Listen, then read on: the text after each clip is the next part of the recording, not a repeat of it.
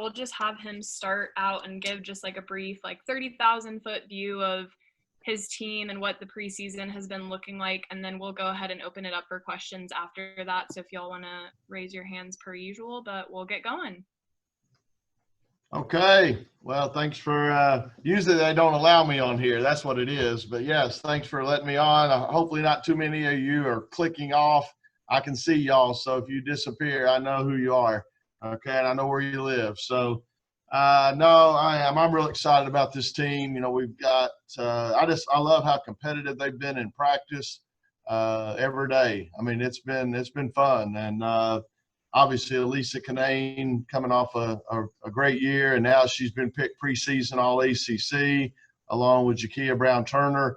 I'm telling you, this may be the first time we've had players make the preseason teams. We haven't had it. I mean, they make the postseason teams, but as far as being picked before the year, we hadn't had a whole lot of that. So it's great that they're getting those accolades, getting that attention.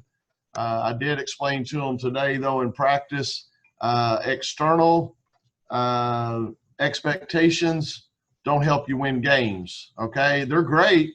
We all love them, but they don't help you win games. Internal expectations help you win games, because when the coaches and the players are doing everything they can to win games and to be successful, then those kind of expectations are good. So I think we have both, and we just got to keep it in perspective. But like I said, Elisa's playing really well right now. I think she's in the best condition of her life.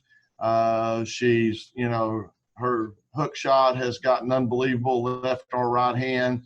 Today she made a step back three, and when we were going at it a little bit, the players, you know, love that. She's just playing really well right now. So she did give us a scare. She dropped a 25-pound weight on her foot a week or two ago, and it was a foot she had had surgery on.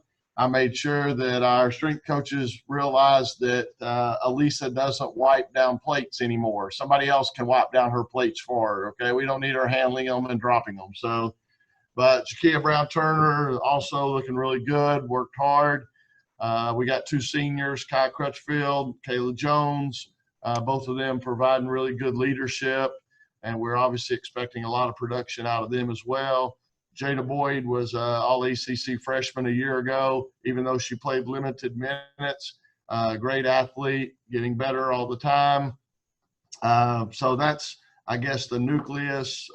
Then grad transfer Raina Perez from Cal Fullerton. You know, y'all, I don't know if I've ever heard of this. Her team finished 6th in the Big West Conference, and she was voted MVP. Okay, that doesn't happen very often. I love her maturity, love her work ethic. She's really going to help soften the loss of Ace Koenig. She's not going to replace Ace Koenig, but she's going to help soften that a little bit. So, and then, you know, obviously we've got some freshmen that are looking good as well, but I'll let y'all maybe throw stuff at me. Mark, go ahead. Wes, I guess I'll put you on the spot based on what Kevin said. Can you get more specific with us about the changes to Reynolds Coliseum and how it's going to be set up? Well, it's mainly just, you know, if you watched any of the WNBA games or the NBA games this summer, you saw how they really have the seating spaced out. Players will be assigned a seat, and they'll return to that seat, which they're going to love it because they can get away from me, you know. So I don't know how we're going to do that yet. If we have the coaches on the front row and players on the next 2 rows, but they're trying to space them out 5 or 6 feet apart each chair. So it is going to be a different look. And then obviously all the seating on the floor level is going to be pushed in. So there won't be a whole lot of people down there either. So that's the main thing. We just kind of walk through how that's going to look, how that's going to work. Aaron, go ahead. Hey, Wes, last year we were asking a lot of questions about breaking through to, you know, do something the program hadn't done for a long time, and you guys ultimately did that with the ACC Tournament Championship. I'm curious, how much does that change maybe your program, the cumulative success to now have one of those goals that you built to for a long time? You've accomplished it, how you build off of that part now? Yeah, thanks, Aaron. We're going to miss those seniors. Everybody's overlooking the fact, not only Ace, who obviously she was MVP of the ACC tournament, so tells you what kind of impact she had. But we had 3 other seniors, Erica Cassell and, of course, Kayla Ely, and then Grace Hunter. All 3 of them had started at one point, came in off the bench after having some major injuries, knee injuries. But that was a big advantage, having 3 seniors coming in off the bench that had played well enough to start at one point. We're going to miss those players. So a lot of the accolades we're receiving right now, I think ESPN has a 6, AP has an 8. All those, those are great, but they're based on pretty much the past. Yes, we got a lot of nice players returning, but we still have some holes to fill. And now instead of seniors coming in off the bench, you may have freshmen coming in off the bench. So that makes a difference. But, I think we're not shying away from it. We're excited about the opportunity. I did last year talk a lot about let's do something special. I hadn't really figured out what I'm going to say this year. I got to figure something out. But I love it. Every time I go to a medios, please, if I'm over there and I stay in the bathroom too long, it's just because I'm reading all the stuff they got on the walls in the bathroom, And I love it where Valvano said, I always told the players we're going to do something special, but, I just thought it'd mean, win a big game or something. I didn't know it was going to be a national championship. So, winning the ACC championship was unbelievable experience last year, and especially with it being in Greensboro, we had so many fans there. It was awesome. But I think now, that makes you hungry and that makes you want more. And so it's going to be a big challenge. This league is tough, and I think some teams are getting overlooked in our league that are going to be really good. And then obviously Louisville was the regular season champ, so they got a lot of people back. But yeah, you want to, we finished in the top 10 in the country the last 2 years, and we're trying to build on that and sell that as a program in recruiting, but also to our players here. Sell them on the idea that, hey, we can compete at the very highest level. So that's what we're trying to do. Thanks, Wes. Thank you. Mike, you're up. Hey, Coach. Nice to see you. You too, Mike. I got 2 questions. One's a quick one. I saw Kai at the football game the other night in a walking boot. Can you update us on her status? Yeah, that's just, she was wearing it the other day. I know she was wearing it in the morning when I met with some of them, and in practice she goes as normal. So it's just pretty much to try to keep stress off of that foot, which she's had some aches and stuff from it. So just trying to keep as much weight off of it as we can when she's not actually on the court playing. Okay. And then just from an outsider's perspective, I think over the past year, maybe a lot of people kind of overlook the impact that Kayla Jones has. And you talked about having some seniors there in her and Kai. How important is her role, especially when you have so many younger players on your team, for both her leadership and potentially Kai's as well? They've been there for so long. Yeah, I think Kayla Jones is a great leader for us. She has a very, very high basketball IQ. She sees things on the floor. We are trying to play her at the 3. She played the 4 the last few years. We are trying to get her on the court at the 3 some because, to be quite honest, try to get Jada Boyd on the court some. Jada Boyd, obviously super athletic. We'd like to get her out there more. And then even, we got another young lady that's pretty much a freshman because she redshirted last year, Ellie Supton. Ellie's from up in the Mount Airy area, and just an unbelievable shooter. And so trying to get those kids in. So we're asking Kayla Jones, to take on a little bit expanded role playing the 3 or the 4. She's handled that beautifully. And like I said, she's been really a voice, not only on the court, but off the court during a lot of the social injustice times that we've had and that we've talked about. She's been a great leader in that regard as well. So, and then Kai, again, someone that's played a significant role for us the last couple of years, and can really be a leader for us as well. We need both of them to not only lead with a voice, but lead by example. And they're both great people. So we have high expectations for them. Debbie, you're up. Wes, can you go a little bit deeper with us on Raina and how you see her fitting in the rotation and what she adds? Like, what's her scouting report? We know she can score. Debbie, she handles herself like a pro. I mean, she comes to work every day. She's focused. She takes coaching well. She's unbelievable. I mean, everybody, our academic people rave about her. You bring as many of these in as you can. It's just really, we're just really fortunate, to have a kid from Phoenix, Arizona that played at Cal Fullerton come all the way across the country. And of course, they passed. They're in the midst of passing a rule where these players are going to basically have another year of eligibility.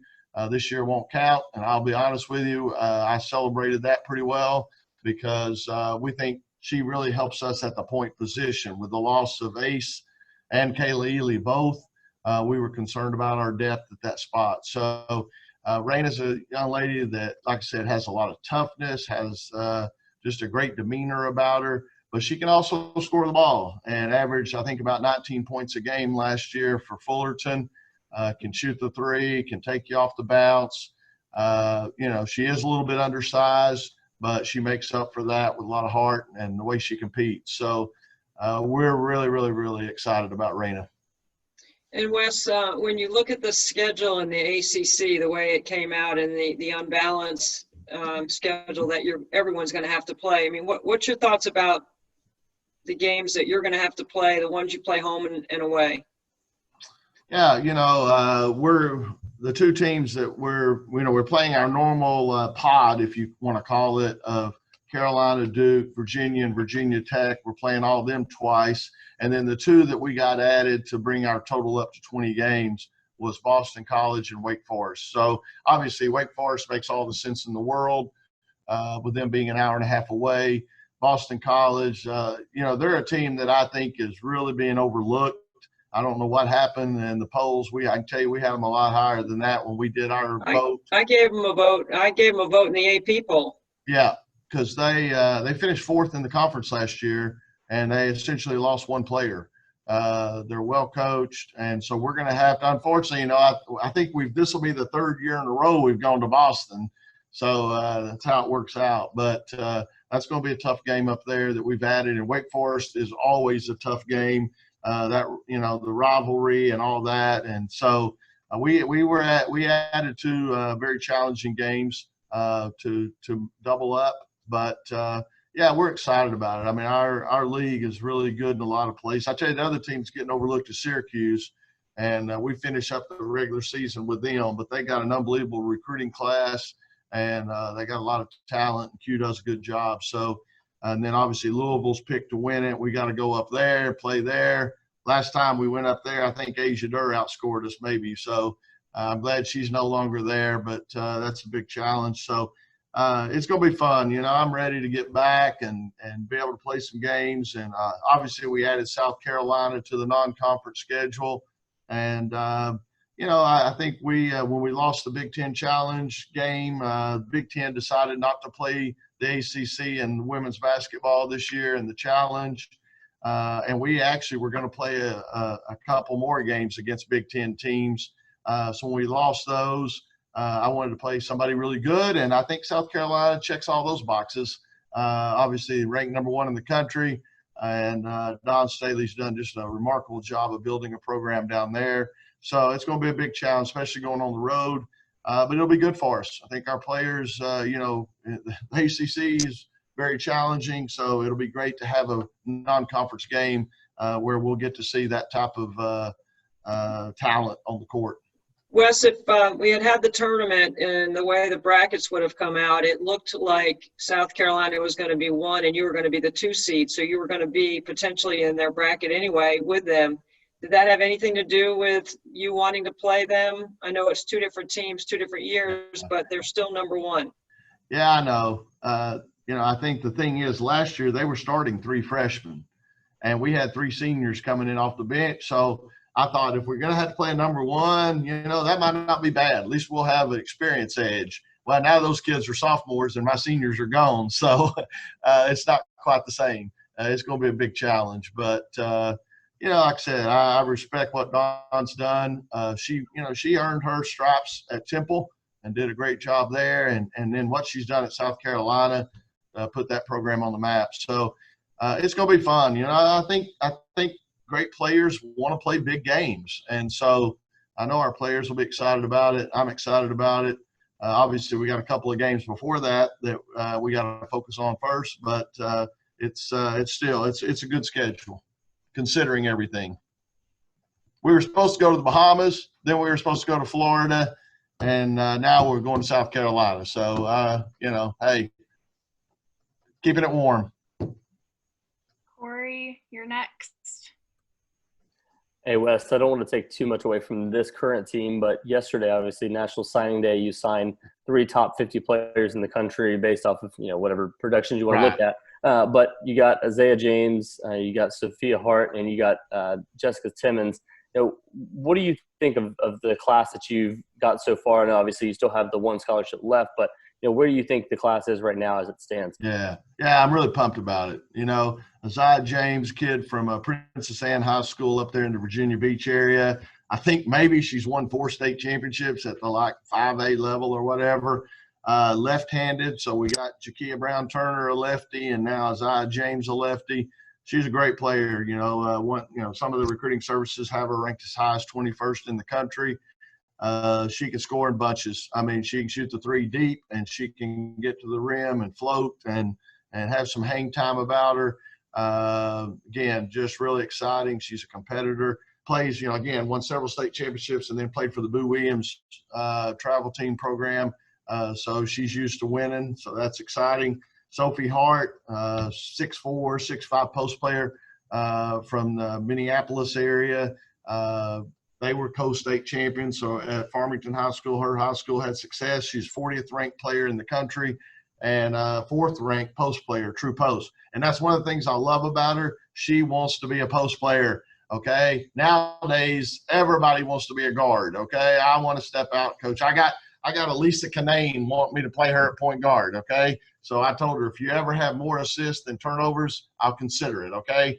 So she's got to work on that. But again, Sophie's a kid, works extremely hard at it, very skilled. Her dad's a track coach at the high school, so the kid knows how to run pretty well as well in transition. And she's, again, in our 4-out system, she's going to be good to have in there on the block some. She has a presence about her. And then finally, Jessica Timmons, in-state player from Charlotte, excited about getting what I consider one of the best players in the state, if not the best player. She's all-state player. She's 45th ranked in the country.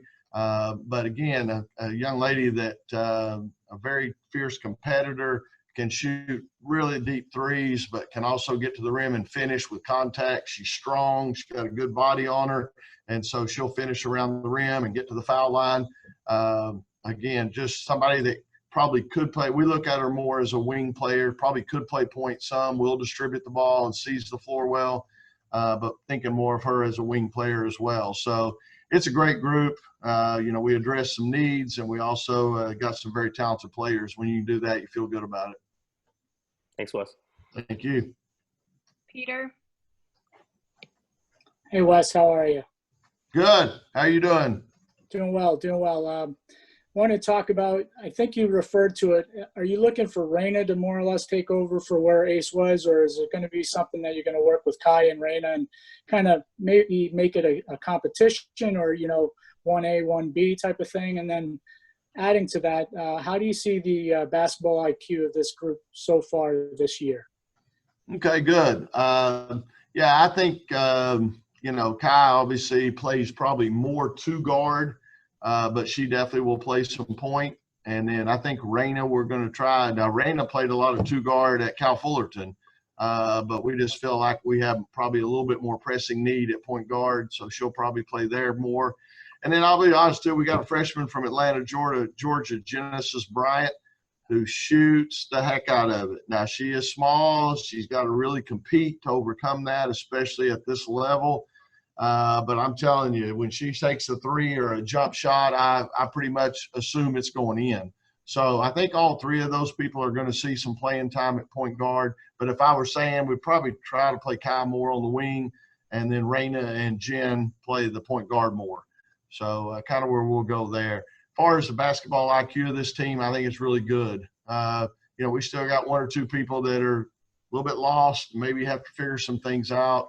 We're throwing so much at them right now, and especially for freshmen, I always feel sorry for them because you're trying to get everything in to prepare for whatever you might see during the season or especially early in the year. So you're trying to get all that stuff in. So you're not perfecting any of it. You're just getting it in. And then when you come up and you see an opponent, you think they may do this or do that, then you try to fine tune it that week when you're preparing. So I always say freshmen, it's like taking a sip of water out of a fire hose. Okay. They're getting blown away.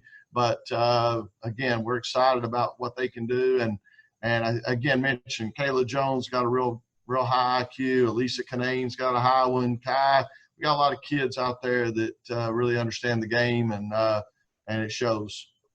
Just a quick follow-up. Aside from injuries that come up anyways, this team's been pretty athletic the time that you've been here, trying to get that team more athletic and moving ahead.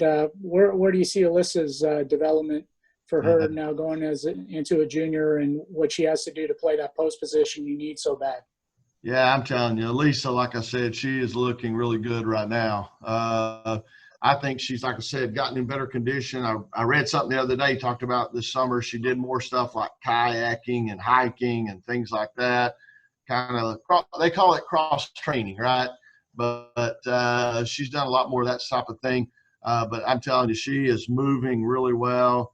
Scoring great around the rim. Like I said, left hand, right hand, hooks, baby hooks, off the glass, straight in, shooting the three well as she has been. She's taking it off the bounce some in practice and looking good. Like I said, I think she's taking it to another level. So I think she's playing really well right now. Excited about her. Thanks, Wes. Thank you. Andrew, go ahead.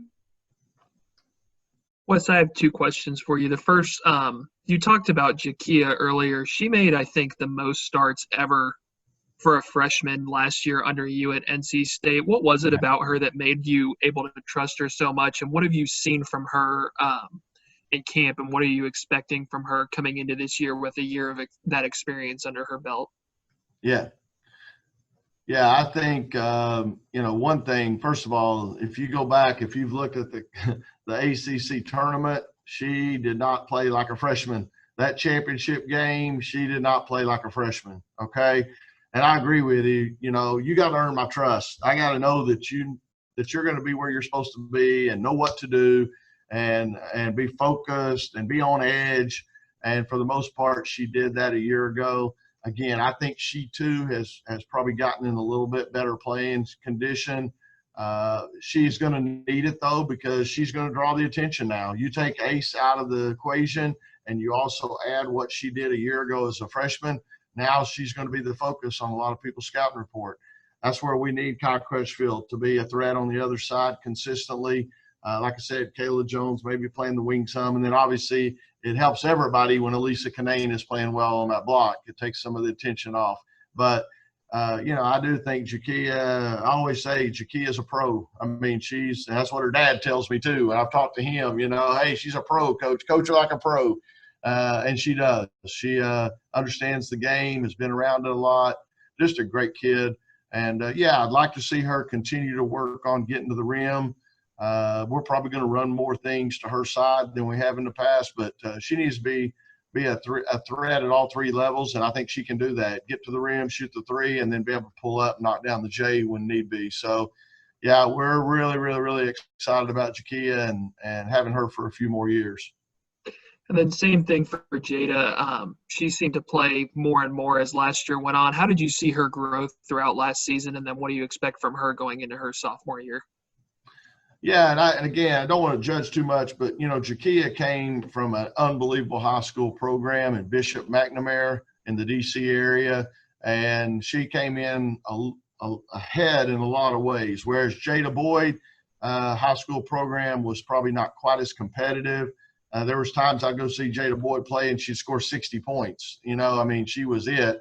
Well, when you're in that situation, you sometimes maybe don't have quite as, when you don't have that players around you, then you don't develop your whole game as much. And so I think Jada Boyd has unbelievable potential. She's working on stretching her range. We feel like our 4-player has to be able to be a threat at the 3-point line so that we can keep the heat off our post or take the help out of the paint that might defend penetration. But yeah, Jada Boyd's still learning to compete every possession and every minute that she's on the court.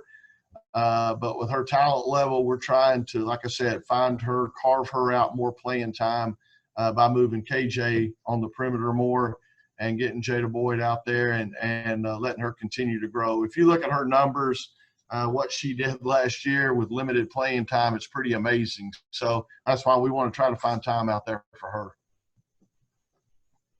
All right, so we'll do our last 2, Mitchell, and then we'll go to Mark. Thanks for doing this. Appreciate it. Oh, man, thanks for having me. Yeah. I just wanted to ask you 2 quick questions. First about Ellie Sutphin. She was a player who kind of joined you a year ahead of time, but after she reclassed, but at one time was one of the top 50 recruits in the country. In that year she was with you and heading into this season, what kind of gains has she made, and do you see her maybe provided some depth down in the paint for you? Yeah, Ellie will be more of a face-up 4 player. So she'll be out on that 3-point line a lot most of the time when she's out there. I almost can compare Ellie's situation to Jada Boyd's in that Ellie came from a small school, okay? And so the competition she saw night in, night out probably didn't prepare her as well for the ACC, especially. I mean, this is kind of a shock when anybody comes in here. Ellie, again, she's another one. I mentioned about Jen Bryant. I'm going to say it about Ellie. When she takes a 3, I expect it to go in, okay? She can get that thing off so quick. If she has any window opening at all, she's going to knock it down. The biggest thing with Ellie, again, as I mentioned about Jada Boyd, she's still learning the intricacies of playing team defense, knowing when to rotate, knowing how to provide help, those sort of things. She still needs to get a little bit stronger. So on the boards, she can get moved around some, but we're seeing improvement there. We're going to have to find ways to get her on the court because offensively, she can really spread a defense out for you. So we got to get her out there. At the same time, this is what stinks about only playing 5 non-conference games, not having an exhibition, not having a scrimmage. You don't really get to ease some of these players in out there in maybe a less high-pressure situation. And so that kind of stinks that you don't really get to find out where they are and help let them make a few mistakes because you're going to obviously be in a mode of trying to win ball games. So, but we're excited about Ellie. I think she's got a great future. Also, one quick thought on this. Ellie redshirted last year. Now, this year doesn't count, okay, because they're saying you get an extra year. All right, so she's not even a freshman yet, y'all, okay? She's like, she's still in high school or something. So after this year, she's still got 4 years left. So it's pretty exciting to think about that and as she tries to develop. Yeah. And you mentioned your non-conference schedule there. For a lot of ACC teams, it was difficult. I don't think UNC or Duke are playing any Power 5 opponents in the non-conference. You guys are going to play South Carolina, who is not only a Power 5 team, but in the top 10, like you guys are. How important is it to be tested in that non-conference slate where you don't get those exhibition games and you get to kind of find some things out? Well, I think a lot of people, and I don't blame them for thinking like this, okay? You're going to play 20 conference games now, okay? That's plenty of Power 5 experience, okay? And so that's why they're trying to go out and get 5 games where they can bring their players along and develop them. Like I said, we were supposed to go to the Bahamas. Then we had signed up for a tournament in Florida. Actually, we went through one tournament in Florida, was on a second one. But our second tournament in Florida, we were going to play 2 Big Ten teams. We were also playing in the preseason NIT. So we had a lot of games against Power 5s that we lost. And that's why I decided, okay, let's at least try to go out. And I mean, we just pulled out of the Florida tournament a couple of weeks ago. I mean, literally, because we were just worried about it was going to take. Iowa backed out. Purdue was backing out. So we just thought, okay, you know, we could spend all this money to go to Florida and then not even have a game. So we decided just to get a couple of home games and then find us a really good opponent to play, and South Carolina filled that mode. So I see there's a whole lot of schools that are just going to play 5 mid-majors because they feel like, hey, I got 20 conference games, that's plenty. And I see both sides of it. Thanks, Coach. Appreciate it. Thank you. Mark, go ahead for the last one. Wes, I'll apologize because you know how we local media love to pour gasoline on the local rivalry fires. But you've built your program into the women's program of record now in the Triangle. You've got 2 hungry coaches at Duke and Carolina that are hoping to get back to the levels they were before.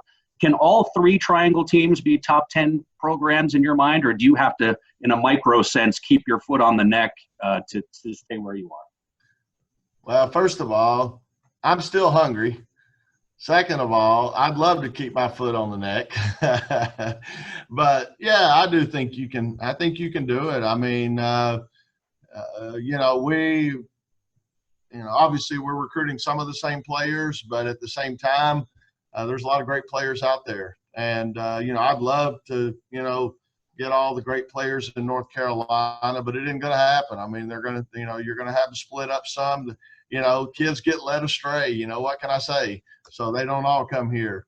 But, yes, it can happen. And Debbie's sending me a message here and that I think it was in 2000. It maybe is what it said. All 3 of them were ranked in the top 10. Mid-2000s, all 3 of them were in the top 10. Okay. It was Kay, Gail, and Sylvia. I'm not saying I want that to happen. Yeah. Okay. I want to make sure that the red team at least stays there. But, the others, they can deal for themselves, But, yeah, I do think you can have it. And obviously we've had it in men's basketball also, So that's one of the awesome things. ESPN named Raleigh one of the top 5 collegiate basketball markets in the country. And we definitely talk about that in recruiting.